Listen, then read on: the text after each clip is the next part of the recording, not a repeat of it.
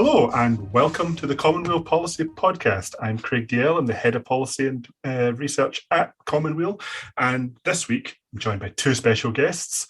We have Chris Hanlon, the SNP Policy Development Convener, and Agnes Macaulay, who is from SNP Greenock and Inverclyde. Hello, both of you. How are you doing? I'm doing fine, thank you. All well. So we're getting by. It has been a very busy and exciting time for all of us. I'm sure I've certainly just had a busy day of it myself. Just today before coming on to record this podcast, I was speaking at the International Basic Income Earth Network Congress, which this year was being held in Glasgow virtually. International conference, folk from all corners of the globe coming in to talk about universal basic income. I'll be honest, this has been one of the big, fascinating political journeys of my political career. Watching the last 5 years or so, UBI going from this impossible academic exercise to something that is so close to inevitable, it's unbelievable. We now, in the current Scottish Parliament, if a basic income bill went to that Parliament, there is a majority of parliamentarians from multiple parties that would support that bill. A UBI is almost inevitable in Scotland now. It's only just a few technical hitches, like, for example, Scotland doesn't have the powers to launch a full UBI at the moment. It needs cooperation from the UK government, and the UK government says no because it doesn't believe in it. Apart from that, UBI is right on top of us. So speaking at that conference today was really inspiring. I know both of you are quite keen on this as well. And have you seen that same excitement build in your circles? Chris, do you want to go first? You've maybe got more of an overview. Oh, goodness gracious. UBI, oh, goodness. Well, oddly, I don't think I have, but that's because I've been looking at UBI for so long that actually I've gone out the other side, sort of thing. I think a lot of people that really like UBI and that really have taken it on board as a concept come from a generation, well, I'll be honest, that grew up watching Star Trek.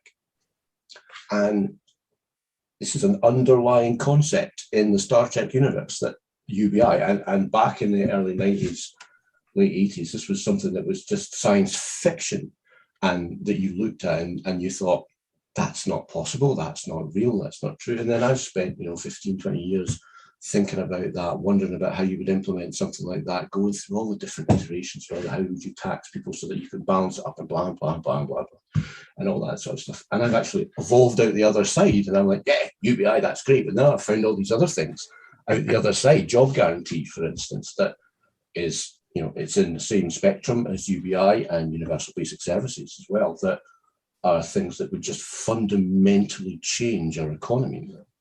Sort of post-capitalist ideas of how an economy would function. So yeah, I would have been, me 5 years ago would have been beside himself with glee that this was the way things had happened, but oddly not so much, because I'm like, yeah, well, that makes perfect sense. Why is anybody excited about that? Yeah, we do that, but how about all these other things that we could be doing on the other sides? Get on with it so that we can do the real stuff.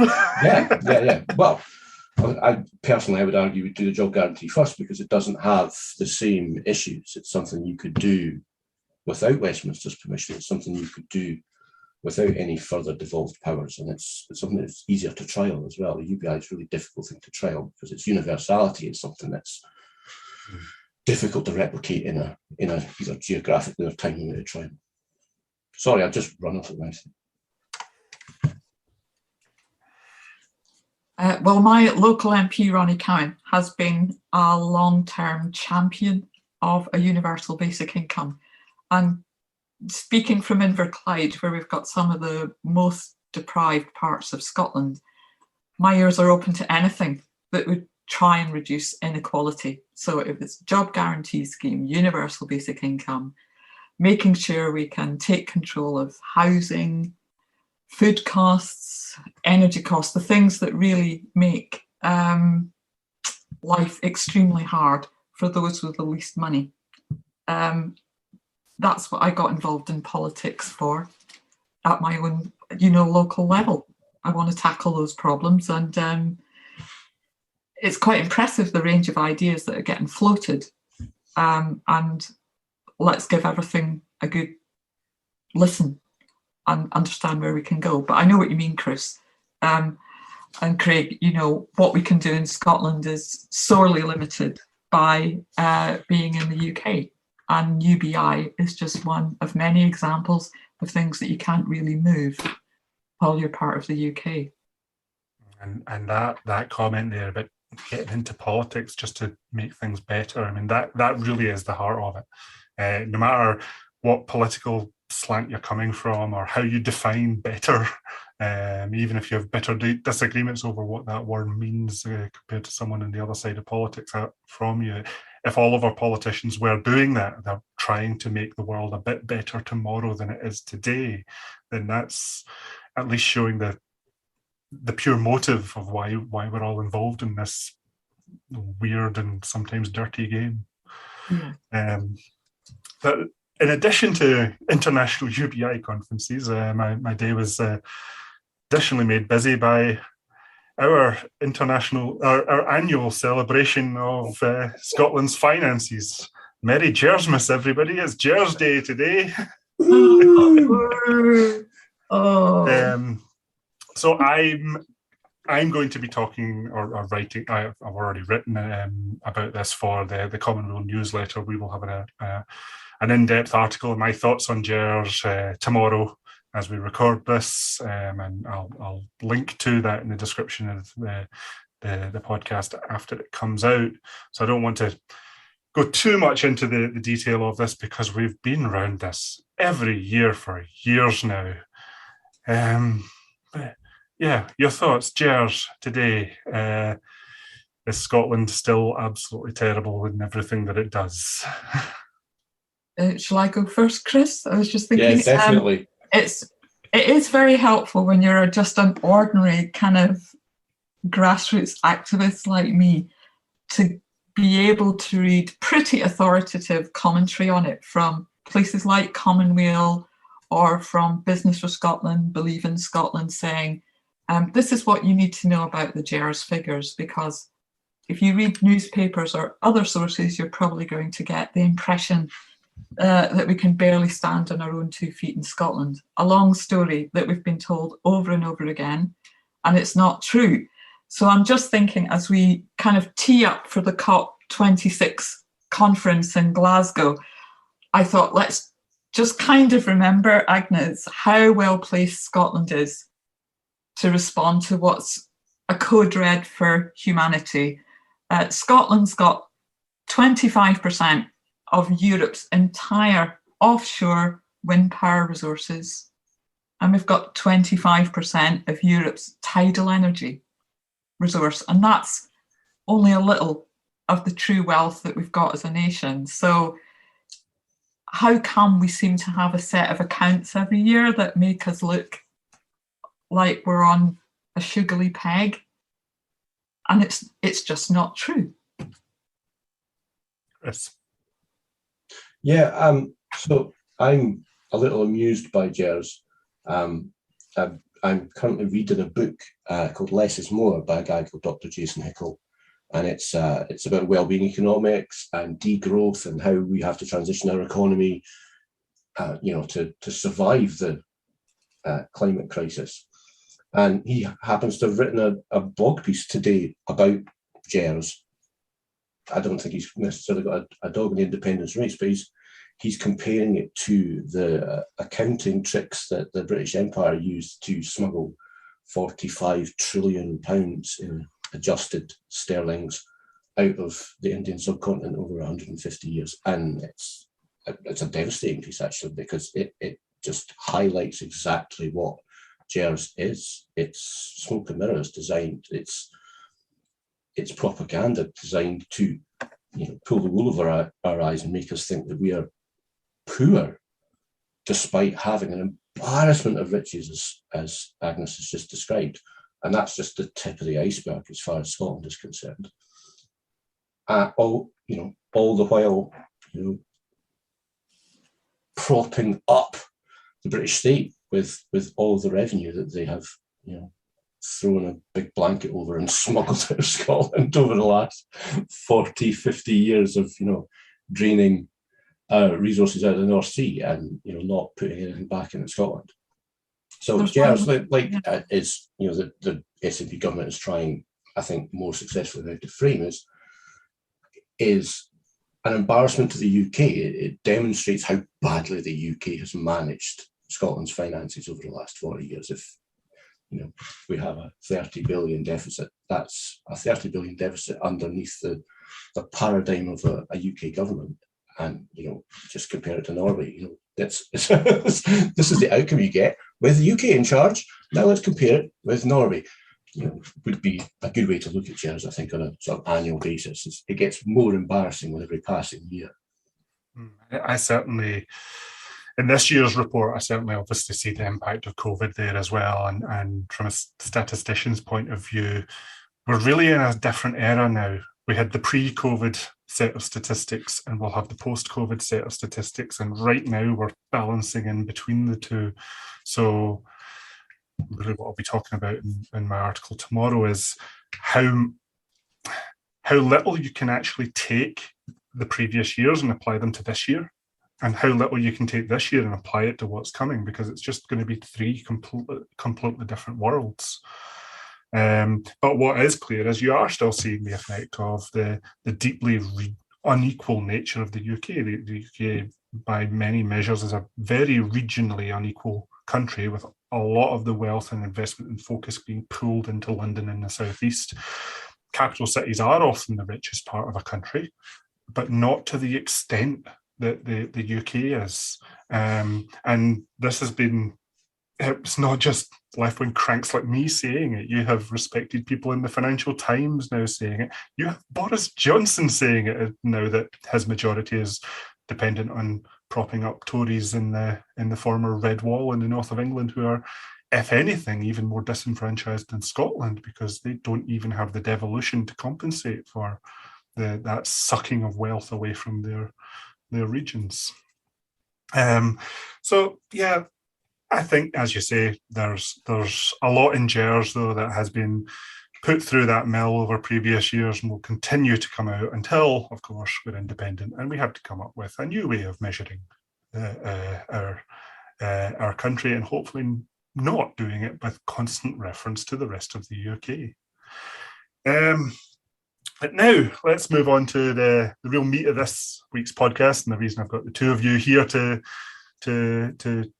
talk about things. We have the party conference season coming up. All the parties are starting to dive into their various policy motions, their pitches and their ideas from their members. And a lot of these members are looking out with their parties for these ideas. And I'm very happy to say that Commonweal has had a productive relationship with several parties in Scotland, not just the SNP, but the other political parties around Scotland as well. A lot of people are looking at our own policy library to get ideas. And we want to talk about a couple of those that may be featuring in the SNP conference coming up. But first up, Chris, you're obviously the policy development convener. You're the office bearer who has a lot of influence, not in which policies pass, but in the mechanism by which these policies come to the floor of conference. And I know a lot of our listeners may not be SNP members, they may not be members of another political party. This can be quite an opaque process from the outside. So can you explain to us that journey of how an idea comes into the party, comes up to conference, is approved by members, and potentially even then goes from party policy to then government policy? So, yeah, I mean, you make a good point there that, I'm policy development convener.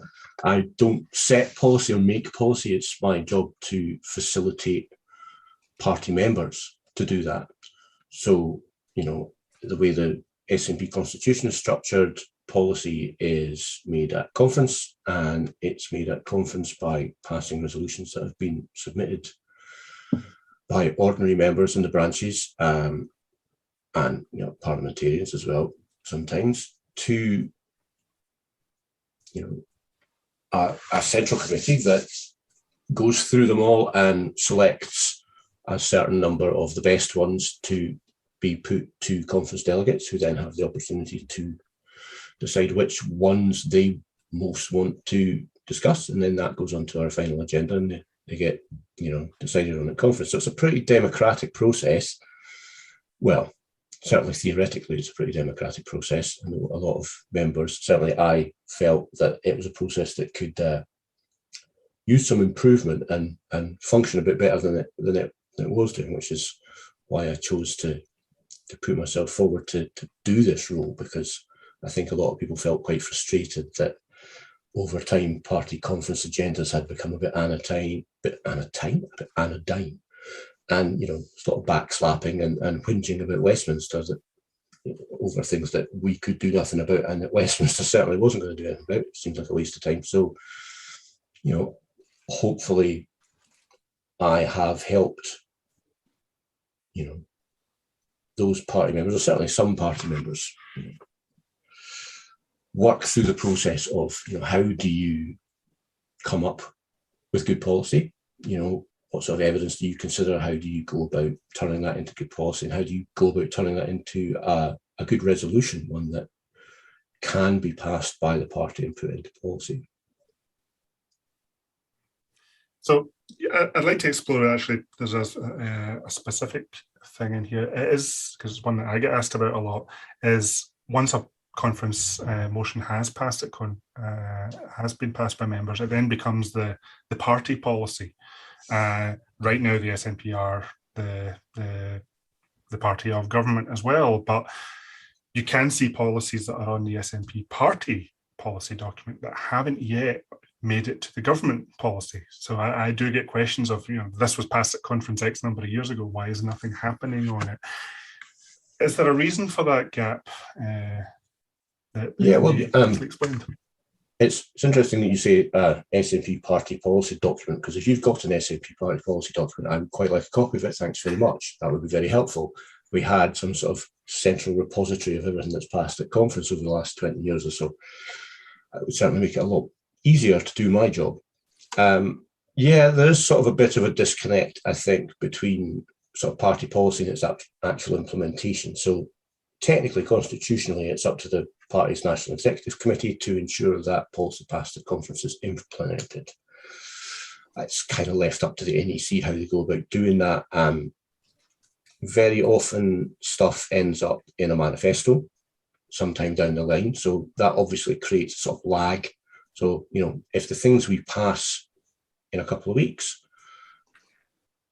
3 weeks, 4 weeks, goodness, I can't remember how long now. Anyway, a few weeks from now, when those things pass, it's going to be 5 years before there's another manifesto that those things could appear in. A lot of them, particularly on this occasion, are going to be focused on local government, so they could appear in the manifesto for next May. But, that creates a sort of lag. So, stuff passes into policy, but it might take a while to actually become policy. Depending on how it's drafted, sometimes it'll be a direct call to the Scottish Government to look into doing something. Sometimes the Scottish Government does look into doing stuff and for various reasons decides not to bother. Sometimes that's for good reasons. Sometimes that's for reasons that party members never find out about. I think possibly that's a communications issue rather than anything else. But yeah, I understand. I appreciate, Agnes and I worked on a resolution a couple of years ago on the Scottish Statistics Agency, which was about creating better evidence to base policy decisions on by actually, taking notes as we go along governing this country. So, creating some sort of central repository of all the data that the Scottish Government generates and using that as a repository, an evidence base for building policy. And not much has come out of that over the last couple of years, which is a bit of a disappointment. But so, it's not ideal, could be better. Yeah. 3 stars, some improvement required. Again, that's why I'm here doing this role. Yeah, I'll declare a bit of an interest in that statistics agency policy, since it came from a paper that was one of my papers for Commonweal that was born out of a frustration at not being able to find data in so many aspects that were important to our research. And it was one that I'd never really expected to get anywhere. But as soon as I published it, I started getting contacts from all these other people interested in statistics saying, we found the same gaps as well, and we hate it. So it just goes to show sometimes the policies that are important aren't the ones that you think will be. Have you read The Fifth Risk? I'm not. I'm trying to remember the name of it. Michael Lewis. It's principally about the transition to the Trump presidency, but in it, there's a huge section where he talks about something that Obama did earlier in his presidency, which was to open up all of the data archives that the US government held in transparent, machine-readable formats, and the subsequent developments that resulted from that. It's well worth reading just to see the sort of explosion of technological innovation that came from having free access in a machine-readable format to all of the data, particularly the sort of weather data that the US collected, that just sat in tape archives for decades. And suddenly when people had access to it, there was an explosion of innovation based on it. And, we're doing the same thing. We're creating all this data inside our government, and we're either not bothering to write it down, or we're sticking it in a basement behind a sign that says, beware of the leopard. I could end up on a rant about statistics for far too long for any normal, sane person out there. So I'll pull this back onto our topic for the week. And we've seen the mechanism now for how policies go through that conference procedure, at least within the SNP. Not to brag, by the way, but the Scottish Greens do have a policy reference document. I know. That's collect everything that they've ever done. Very useful resource. Any other political parties out there that want to steal that idea, let's go for it. But Agnes, let's talk about your motion for this conference now. You have a pitch to create a national transport company. What is this? Why is it important? I do have such a pitch. I'm really hoping, as the resolution is on the provisional agenda, that we'll get enough support from delegates to make it through to the final agenda. So consider giving it your vote. What I'm talking about tonight comes from the Common Home Plan from Commonweal. I think some listeners will certainly have read it. If you haven't, I'd call it pretty much a fully costed Green New Deal for Scotland. And I've been looking at that for the last several years. We did have Craig come down to Greenock, where we did a public meeting on it.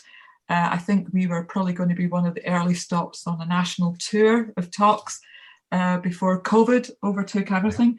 So we're just revisiting some of the things that are in the Common Home Plan, in which I'm strongly interested. So what I've done is take a resolution to my branch about something in that plan. And the bit I'm focusing on that's really grabbed my attention is the transport section of the Common Home Plan, and specifically, how are we going to get ready for the electrification of transport? Because we're pretty soon moving towards vehicles on the road being battery electric powered, bigger vehicles being hydrogen powered, or maybe using some kind of combination. So the Common Home Plan has been really helpful for me in understanding what we actually need to do. We're setting the targets. What do we need to do to meet them? I'll try and be brief. So one of the top calls in the transport section of the Common Home Plan is to establish a core charging and hydrogen refueling network. And that pretty much means, I think, a network of rapid chargers to cover the main transport routes across Scotland. And it might be worth saying a little bit about where we are now. Electric vehicle chargers are still a pretty scarce resource. I think progress is imminent, but I noticed that a few chargers had been installed near my house. There's often not anything sitting there being charged, but fairly recently saw a man plug in, get back into the driver's seat, and he got his newspaper out. And I thought, he's going to be there a while. How do we do this at scale? How is it going to work? And for me, tying back to the question about why you got into politics, how do we make sure that we design in from the start a way in which Scotland's people benefit from the harnessing of renewable resources, which are going to be behind transport? So at the minute, what we have is a network of chargers. The local authorities, I think, in the beginning, got 100% grant funded to install chargers so that they could start decarbonising their own car and small van fleet. When you host a charger, you set the tariff. And the local authority ones are mostly free to use because they want to encourage people to use them, get an electric car and plug in. The Scottish Government, as well as funding grants to put those chargers in, also funds something called Charge Place Scotland, which is the public charging network, and it basically provides the back office functions to make the charging network that's publicly accessible work. So you can log on and see where you can find a charger. It'll collect the money if you use a charger, and it will help sort problems. In addition to that, we've also got commercial companies who not only install chargers, they will be hosting them and setting the tariff, because there is money to be made in the long run from providing electric vehicle charging. So although we don't know how driverless cars are going to develop, we do know how human cars and vehicles, we can plan for how we need them to be supported with access to chargers. So the Common Home Plan, back to that, is saying two major things on this. We need to have a network of rapid chargers installed along motorways and in large parking facilities. That might cost about £100 million to ensure full coverage across Scotland. And the second thing we need is about 20 to 30 large truck depots where larger vehicles are eventually going to be able to refuel with hydrogen. And that's going to cost about 600 million. So at the minute, we have Transport Scotland providing strategic oversight on procuring how you get this network in place.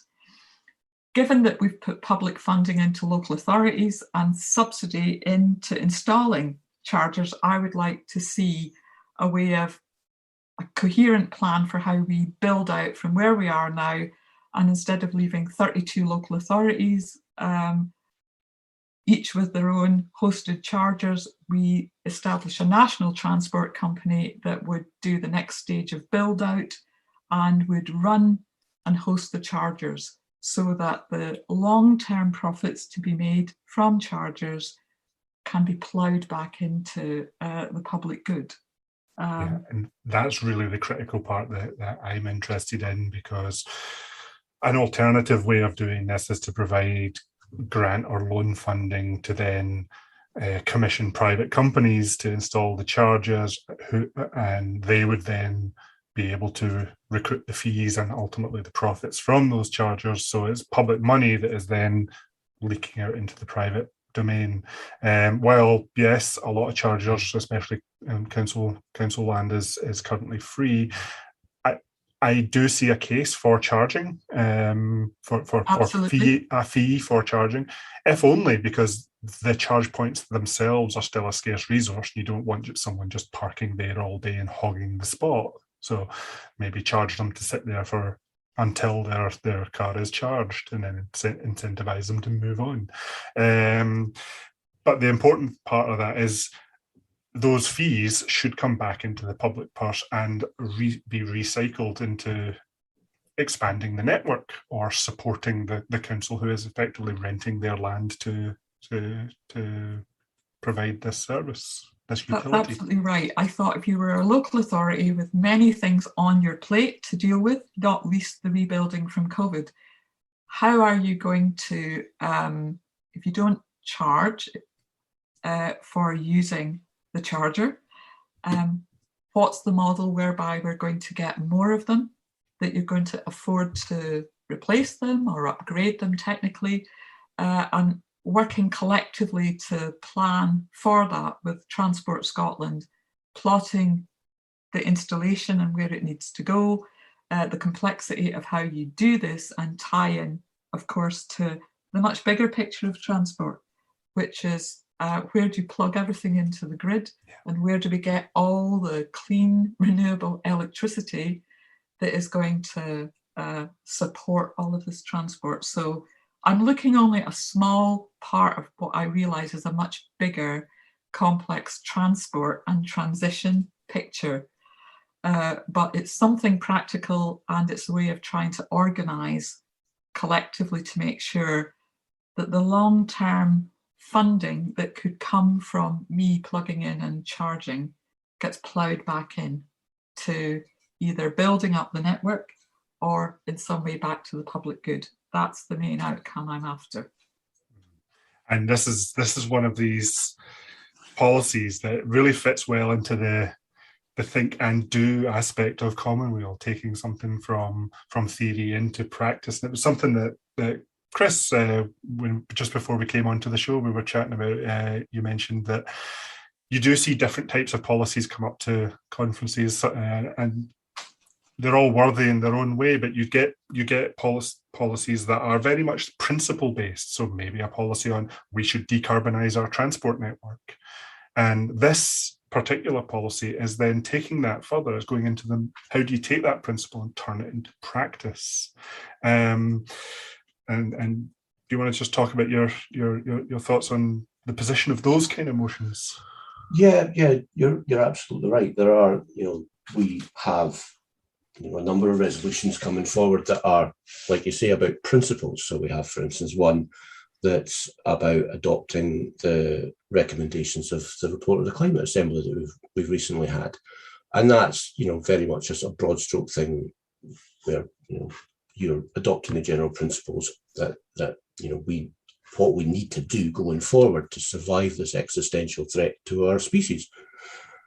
But then we also have a number of much more detailed resolutions that are getting down into the nitty-gritty of how you actually go about implementing these recommendations. So Agnes's resolution is a perfect example of that, of looking at, well, what do we actually have to do to achieve this, and the practicalities of what need to be done to achieve this. And Agnes has rightly recognised that this is the sort of thing where it's far better done in the public sector, because you need to have a network that reaches the whole country. You can't have a national charging infrastructure that doesn't reach Lewis. You can't have one that doesn't reach Aviemore. You can't have one that doesn't reach Arran. So, a lot of these more remote locations are going to be not commercially viable. And, in reality, for them to exist, they have to be subsidised by the much more profitable ones in other areas of the country. And so that's going to require it to be something that's done in the public sector rather than in the private sector, because it just won't function. We've all seen over the last 40 years how effective deregulating the bus industry has been in, destroying rural bus services. If you want rural bus services, it needs to be in the public sector so that the profitable sections can subsidise the unprofitable sections. And, there's similar resolutions about a state energy company for exactly the same reasons, that there's so many things that must be done, need to be done. It's crucial that we get started on doing. And the reality is that it's an enterprise that isn't commercially viable as a sort of national venture. It's more a mission for all of us should we choose to accept it. So there are one or two very sort of broad stroke principle resolutions that have been put forward. mostly, like I said, the one on the report of the Climate Assembly, and also the one on the report of the Social Justice and Fairness Commission, which is also very, well, if you haven't read it, shame on you. Get out there, read it immediately, because it's well worth reading. The same with the report of the Climate Assembly. You would just be amazed at the sort of breadth of ambition, in particular of the delegates to the Climate Assembly. Ordinary Scots got together and they sat and they discussed these issues and they looked at the evidence and they said, right, this is what we need to do. And wow, I'm amazed at just how much courage they displayed in saying, right, no, this has to be dealt with and this is how it has to be done. So yeah, we have a couple of resolutions like that, but many of the other resolutions are like Agnes's one. They really drill down into, well, this is what's going to have to happen then. And that's important, I think, because people need to know. They need to know that actually to get from here to net zero is going to involve a little bit of inconvenience at some stage along the way. We're going to have to take your feet up at least once. It's going to have to happen. And I know that's inconvenient, but the alternative is everything on fire and everybody has to buy a snorkel to get around their own living room. So, sorry, I've gone off on one again. Yes. Well, let's just finish off. We are coming to the end of the show now. So again, Chris, because you're the person who has all the procedures to hand, do you just want to put a wee call out to especially SNP members who are looking forward to conference, just the details of the conference, how they can get involved, and especially how they can get involved with the promotion of the motions and policy development, not just for this conference, but for future conferences? Right. So our national conference is coming up on the 10th, 11th, 12th, and 13th, I think, of September. I think if you want to be a delegate to that conference, you need to be registered by the 27th of this month. So get your finger out. And that's important because our new constitution, well, I say new, it's like 3 years old now, but one of the things that it changed was it put the onus very much on conference delegates, how to decide what was on the agenda for conference. So while the conference committee that I'm a member of, creates this provisional agenda that is regularly leaked to the press, it's actually conference delegates that have the responsibility for deciding which of these resolutions actually ends up on the final agenda. We have a little bit of wiggle room to put important stuff on, but the principle is that conference delegates vote. They look at the provisional agenda and they say, right, we think this is important, this is important, this is important, this is important. And that's pretty much how the agenda is formed. And that's, a constitutional fact in the Scottish National Party. I'm very pleased that the new constitution is set up that way, so that it's no longer up to, 15 folk in a darkened room what ends up on the agenda. It's conference delegates to decide. So the important thing there is, you think this is important and you think there are things in the provisional agenda that are important, you need to be a conference delegate so that you have a say in this matter. So we close submissions for amendments on the 20th, 9 a.m. on the 20th. So that's, if you want to 2 days as we record this. You've got 2 days. Yeah, can't move on. And then I think the final agenda is due out on the 31st. So I'm not sure what mechanism we're using in the interim for delegates to actually vote, but there'll be some sort of vote on what's on that provisional agenda so that we can cut it down to something that's a bit more manageable for conference, because obviously we can't have all of these resolutions, much as I would love to debate all of these resolutions, because everything on this agenda is fantastic, in my opinion. Well, one that I'll certainly be watching as it goes through is Agnes and your transport company motion. I'm genuinely really happy to see it's made the progress it has, and to have been a part in helping get it this far. So thank you for taking an interest in Commonweal policy and pushing it forward to the political parties.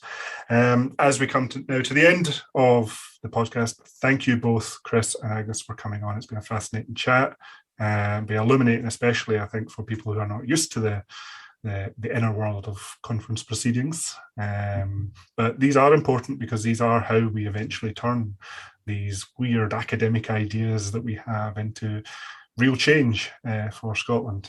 So thank you for coming on and sharing your experiences there. And just to say to everyone, as I always do, that Commonweal as an organisation is entirely funded by folk like yourselves who support and donate to us. We don't get government money. We're not sponsored by the political parties. We don't have oil barons pushing us checks. We'd refuse them if they tried. We don't even have adverts on our website. All we have is the regular donations from our supporters and people buying our books and other merchandise. So if anyone out there wants to support Commonweal and help us produce the next great policy paper that could be coming to a party conference near you in the years to come, then we greatly appreciate all your support. Thank you once again, Chris and Agnes, for coming on, and I'll see everyone next week.